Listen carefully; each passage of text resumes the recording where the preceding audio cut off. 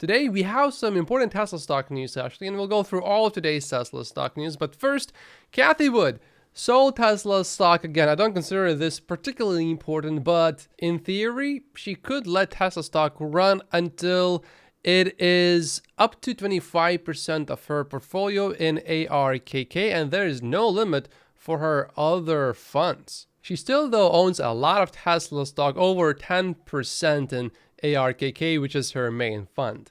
And now this Tesla stock news story is really important.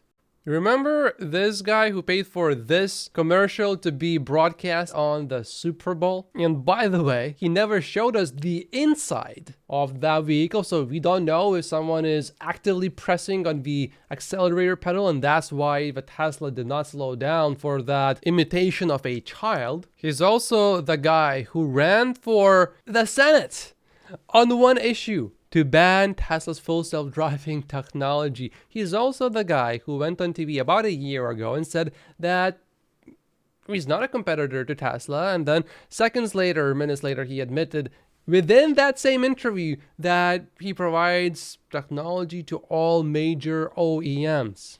And here's what he says now: I'm excited to announce that I will be testing Tesla full self-driving in real-world situations with Ross Gerber, who is a famous Tesla stock investor, on June 22nd in Santa Barbara, as well as sitting down with Ross directly to discuss AI autonomous driving system safety. Because Ross is such a big Tesla stock bull, this could become a huge negative story for Tesla. Ross briefly talked about this before, but now we have a precise date, and my understanding is that Ross is going to choose a route that he is quite familiar with, and as long as that's the case, I think it's no problem, because if you drive through the same route all the time and then you do it one more time, you are probably really familiar with where you want to pay more attention and where the system is not great and where it can handle itself perfectly fine. Assuming that's the case, I don't expect much to come out from here, although if things do go unexpectedly, this could be a huge story. I also really hope that Ross will use his own Tesla and not a Tesla vehicle that Dan would provide. Otherwise, this would seem rigged to me. Just a personal opinion. Here's our next important Tesla stock news story, this time from Drive Tesla Canada. A federal court in Louisiana has dismissed Tesla's lawsuit against a state ban on direct-to-consumer car sales. The ruling comes as a part of Tesla's ongoing efforts to reverse direct sales bans in several states across the country, and comes 1 month after Tesla was successful in a similar case in Delaware. So it seems to me that things are really turning around, and this is quite important for Tesla's future. And this at first appears to be really bad news for Tesla, but it's actually great news for Tesla. CBS is reporting that the governor of Florida this week approved a new bill which bars legacy automakers from offering a direct-to-consumer or online sales option if the company already sells vehicles in the state through dealerships. That means companies with existing car lots like Ford and General Motors are included in the ban. Florida is making it even harder for these legacy automakers to survive there. However, any person or entity that doesn't already have independent dealerships can sell cars directly according to the law. That includes electric vehicle makers such as Rivian, Polestar, Lucid, and Tesla. If these legacy automakers are smart, they will try to transition away from the dealership model to a direct consumer model.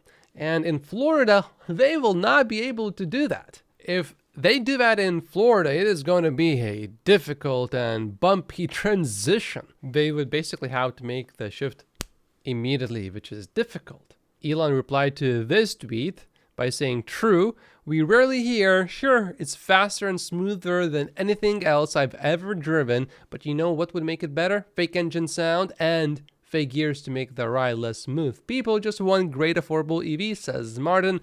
And literally what Toyota is going to do is add a stick shift to deliver a wow experience. If they only do it for, let's say, a super sports car, then okay, I understand it. But if they are going to put it in most EVs, that is just going to be so silly. If you watched Elon Musk's interview that he did in Paris and France, then you probably noticed that Elon is a lot happier, and you guys seem to agree with me. And I think one reason why he's so happy is because things are going, generally speaking, great for Elon. We see oil plummeting, which is good news, despite 3.5 million barrels a day in cuts promised. Why? Perhaps because countries that promised to cut production did not actually cut. Countries like Russia, for example. And Barron's is reporting that the tanker data suggests that Russia's vow to cut production by 500,000 barrels per day never happened. But also because we are so worried about inflation still, low oil prices are good because inflation is going to be lower, and that means that rates don't have to go higher. Maybe they can even be cut, and lower rates, that means the stock market rallies. Speaking of Russia, they have some really talented engineers, and they have this vehicle brand Lada, and it can be pretty good. And they just made this vehicle right here. This is actually a new vehicle, and yeah, I think we have nothing to really worry about. They can't even make a vehicle that actually starts. Gary Black expects that we will have more analysts increasing their Tesla stock price targets. Right now, as you can see, we do have quite a few analysts saying you should buy Tesla stock, but the problem is their price targets are really low. Many of them are below where Tesla stock currently is. In white here, you can see Tesla stock price, and in this orangish color, you can see 12-month price targets from analysts. In yesterday's interview in Paris, Elon said that Tesla's market cap is directly tied to Tesla solving full self-driving. But currently, at this present valuation, I don't think that is really the case. Most analysts don't really believe in full self-driving, with a few exceptions. For example, Tom from RBC does say that most of his Tesla stock price target actually consists of him assuming that Tesla will one day successfully solve full self-driving, but he's projecting that for 2035 and 2040, a long time from now. But most analysts, they don't put almost any value into their Tesla valuation models that could come from Tesla solving full self-driving. In that feature, certainly most of Tesla's value will be based on full self-driving. Tesla is discounting Model S's further by $2,500. That also includes Model X's, and this is on top of a $5,000 discount introduced a few weeks ago. Here's the next important piece of news for Tesla stock. Gigatax has produced 10 million 4680 cells this week, and there's some argument about this. Is it 10 million just produced at Gigataxes alone, or does that combine another location that Tesla has, and it's a total production of 4680s up until this day? It appears to me, though, that it is more likely that Tesla is specifically talking about Gigataxes only, although we are not 100% sure about that.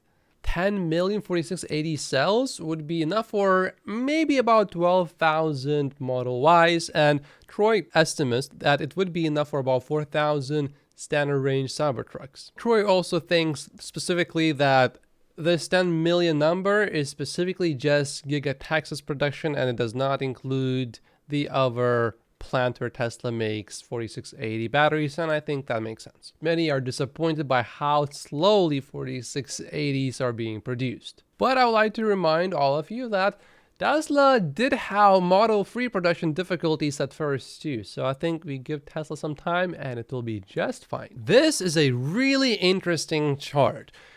US luxury brand vehicles sold, and what's particularly interesting about this is imagine if red did not exist on this chart, which is sales from Tesla. Look at how the market would have changed. It basically would have shrunk by a lot when you look at this chart. In other words, Tesla is single-handedly basically saving the luxury US car market. Well, saving from a rather steep decline. If you watched yesterday's interview with Elon Musk, then you heard him say that full self-driving is going to be solved soon. James is going full cat mode. on Elon on this, and he's not happy with Elon saying that. He says it damages his reputation, but think about this too. If Elon stopped saying this, then many people would start to think that maybe full self-driving is not coming at all, like ever, because we are all pretty familiar with Elon's time, and usually Elon is late, but he delivers in the end. So if Elon starts to say, oh, you know, autonomy is 5 years from now, everyone is going to think it's 30 years from now. But yeah, I do see where James is coming from.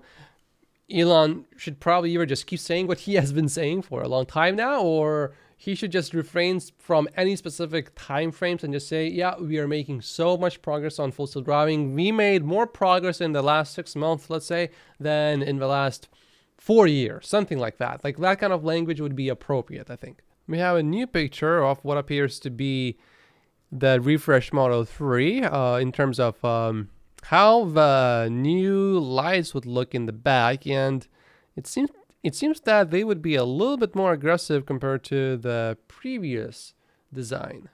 This picture, of course, is just a render, so it may not look like this, but if it does, ooh, that looks really good to me, and it looks fast. Tesla is definitely doing a delivery push in Germany. It is offering better financing if you order the car now, and it also gives you 3 months of free unlimited supercharging for anyone who takes delivery before the end of June. In China, Tesla is also offering a small discount through insurance for new customers. The discount equals to about $1,100, and it applies for rear-wheel drive Model 3s, and you must take delivery before the quarter ends. We now possibly have a much better idea why Tesla is having such a difficult time trying to expand in China, because the government is not letting Tesla expand its factory in Shanghai, and that is possibly because the government in China thinks that the EV market currently is oversupplied, and it appears that maybe they don't like that Tesla cut the prices so much. But it appears that Elon Musk has made some positive progress during his last visit to China, which happened just recently, really. And we are hearing that positive progress has been made. Elon can reach out to the top government officials when he needs to reach out to them. If we had someone else other than Elon Musk, you know, maybe that would be a little bit more difficult. There's just something that Elon Musk does, and the way he does it, that makes the Chinese government officials give him better terms. The Shanghai factory, for example, is wholly owned by Tesla and is the first and only foreign passenger car plant in China exempt from being operated by a joint venture. How did he do it? Could someone else do it too? I'm not sure. No one else has done it before. Elon being more dedicated to Tesla, I love it. And this has been all of the latest Tesla stock news stories, and in this video I talk about why Tesla board members are not buying more Tesla stock. My name is Matt Post. Just like and subscribe if you haven't yet, and I will see you in the next video. Thank you so much for watching.